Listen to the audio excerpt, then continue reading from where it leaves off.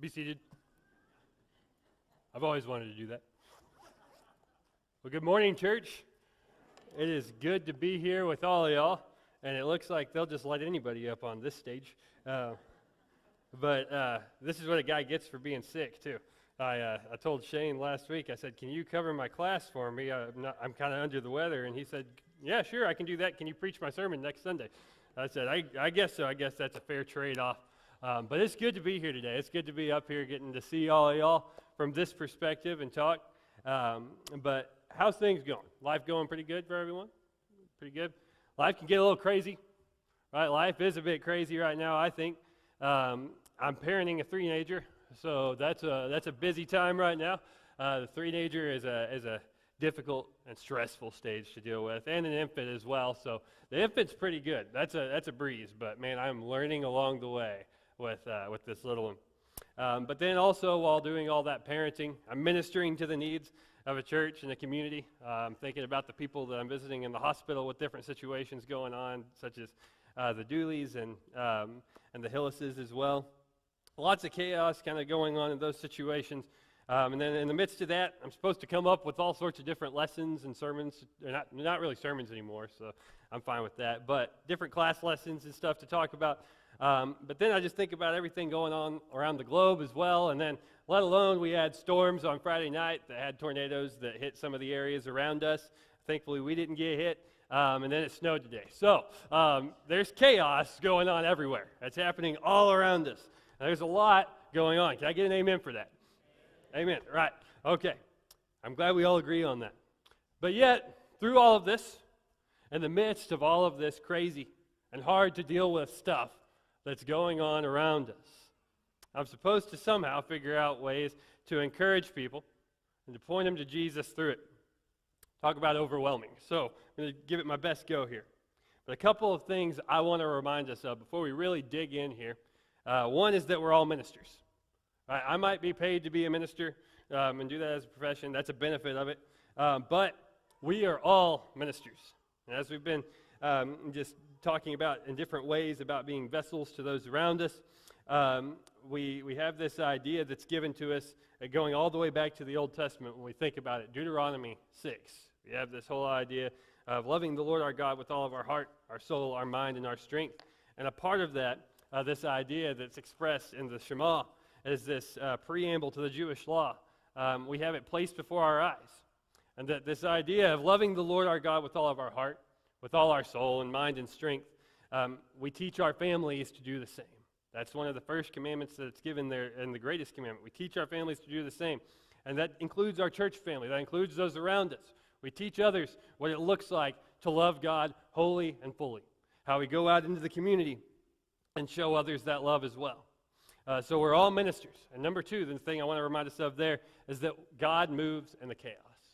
If you all remember, I know it was a long while back, but actually during my interview sermon, I talked a little bit about that, how God is moving in the midst of the chaos. And it's also been talked about in a lot of the classes that we've been going through recently. This idea of tohu vavohu. You have these deep and crazy chaotic waters, but then you have the Spirit of God rushing over them in the midst of it.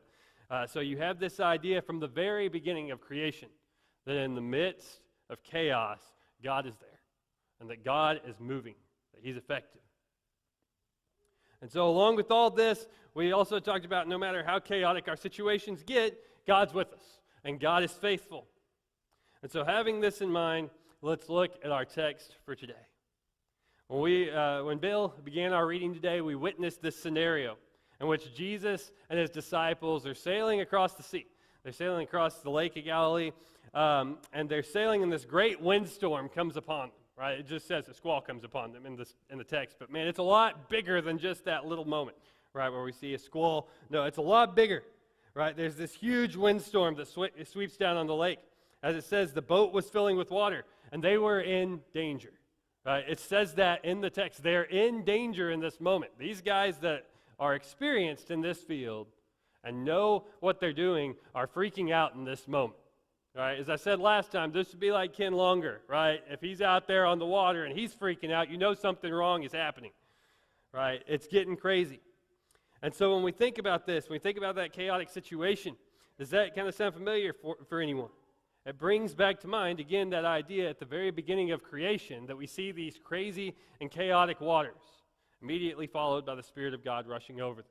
As I showed the kids a couple weeks ago, whenever people thought about what the earth looked like during ancient times in the ancient Near East, they actually had this view of the earth being flat with like this dome over it, and God sitting at the top of this. There's the heavens above them, but then God's seated on this throne above the heavens. But surrounding this whole dome of the earth were all of these chaotic waters, right? All of this known as the deep, and it's pretty eerie right there in that moment when we think about that, the deep. But you've got all of these surrounding the earth, but they're not touching the people. They're not hurting them because God has a say over them. But notice what it says, that Jesus, upon seeing all this happening, when they come and wake him up, that's the crazy thing for me, as I think about how peaceful Jesus is in this moment, right? This whole boat's rocking around, you're rocking and rolling, not knowing what's going to happen. You think life is coming to an end right there in that moment, and you go get Jesus, and you find him down in the barracks sleeping, right? Guys getting a good nap through the midst of it. And so they go in, they wake up Jesus. We're about to die, Jesus. And so he says, "Oh, you have little faith." He goes up and rebukes the waters, basically. He tells them, "Shut up." And these waters listen. Everything goes still. He tells the winds and the waters to be silent, and they obey his voice. The very same word that spoke creation into being now goes straight into the midst of this physical chaos and speaks silence.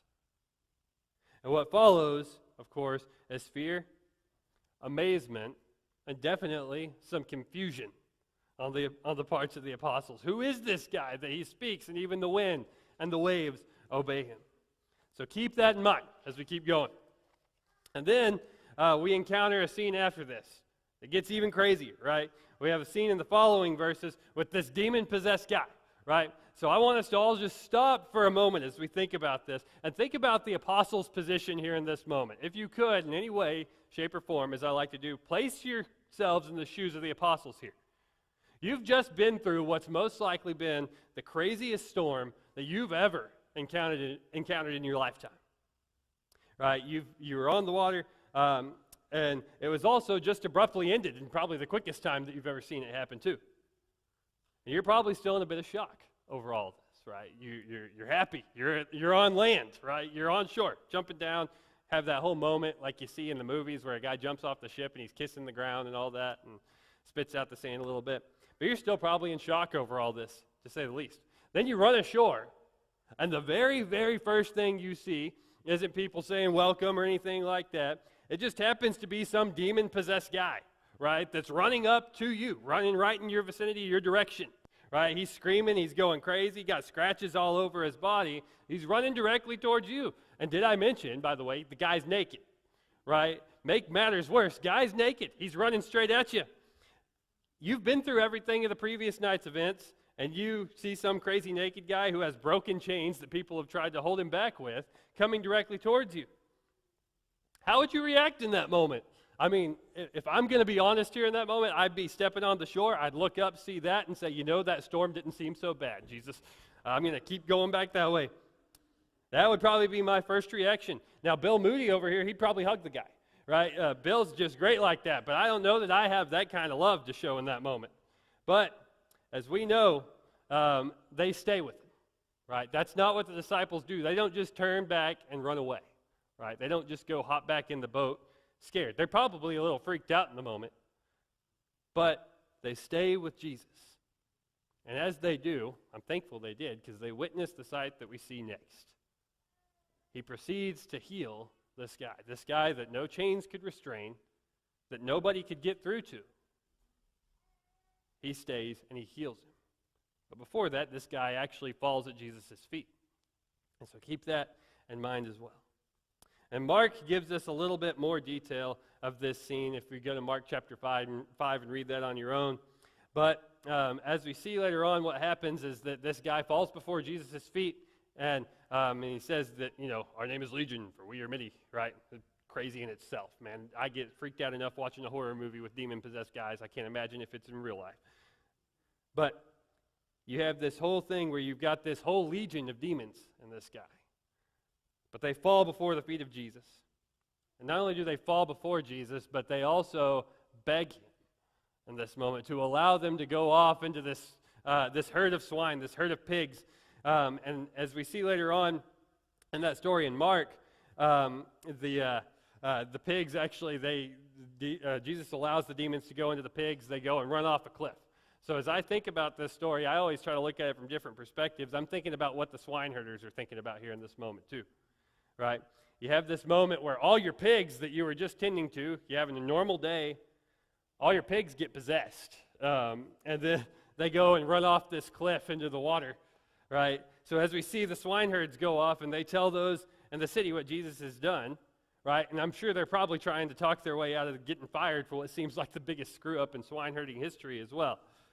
Right? You lose all your pigs that you had, all 1,000 of them or whatever. Yeah, well, Master, you're never going to believe this, right? This guy came up to the beach, this naked guy ran up to him, and then all of a sudden our pigs got possessed and ran off a cliff, right?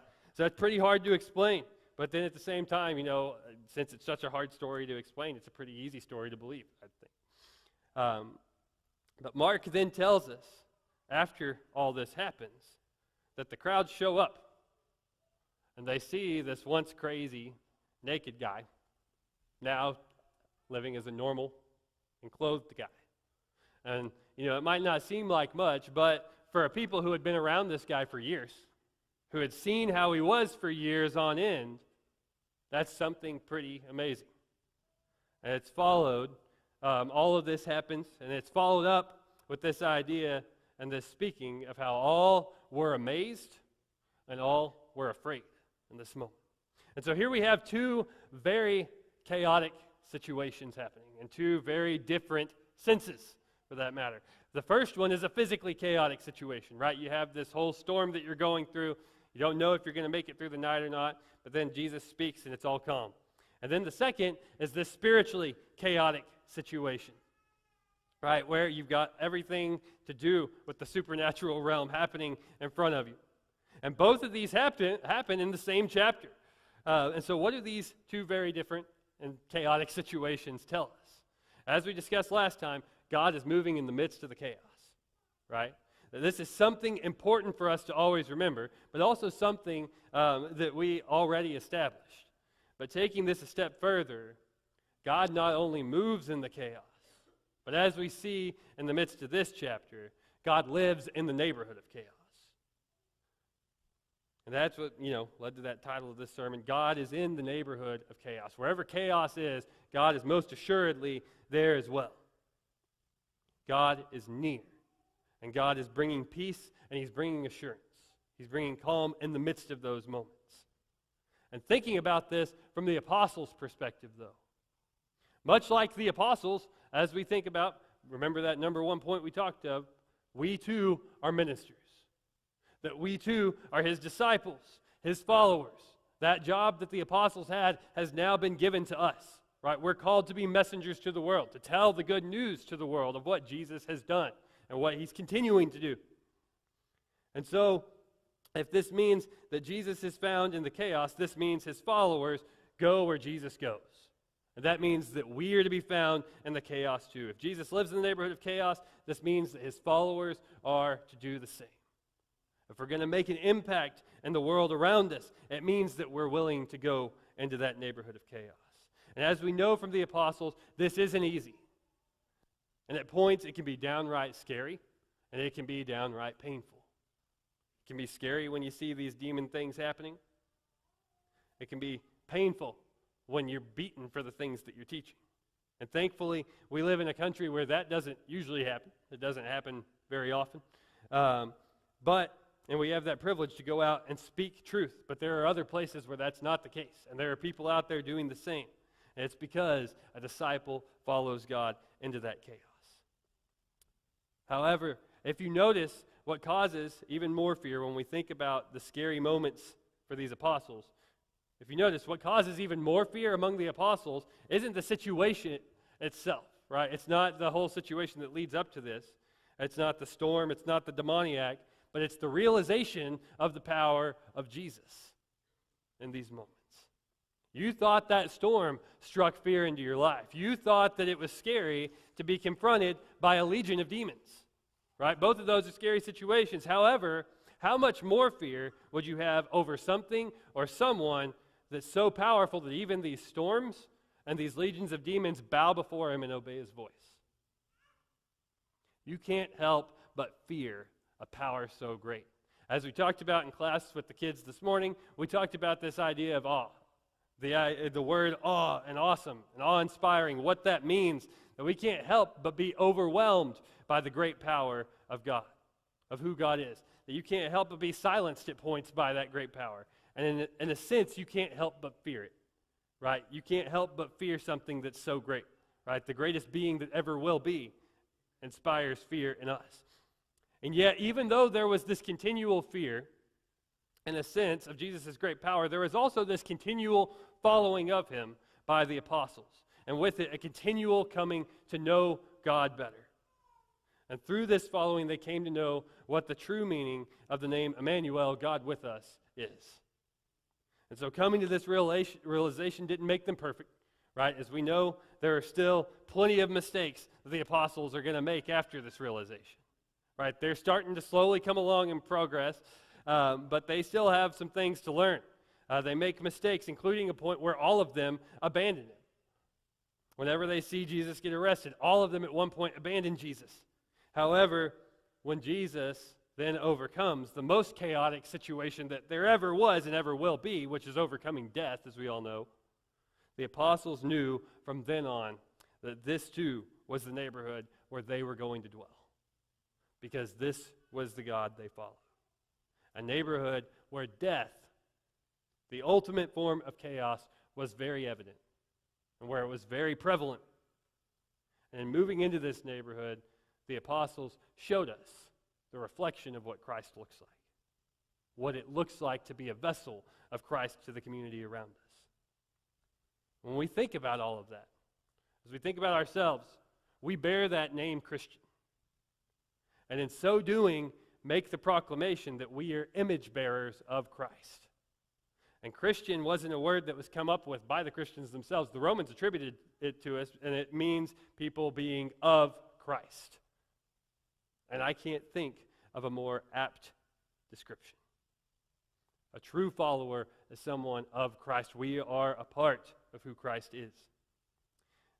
And so we often look at chaos as a bad thing. And there's no doubt that it is. However, it might not mean that we're doing something wrong if it's happening around us. It could mean that we're doing everything right. And it might be an opportunity for us, like the apostles, to bring the image of Christ into the midst of that chaos by which we find ourselves surrounded. So as we think about all of this, as we think about these stories about the apostles going where Jesus went, may we be encouraged as well. May we, like the apostles, follow Jesus into every storm that it may lead us into. And may we seek to acknowledge the ever-surrounding presence of God and follow him into the neighborhood of chaos as well, bringing his peace. If you have any need, please come as we stand and sing, but go with God as we leave.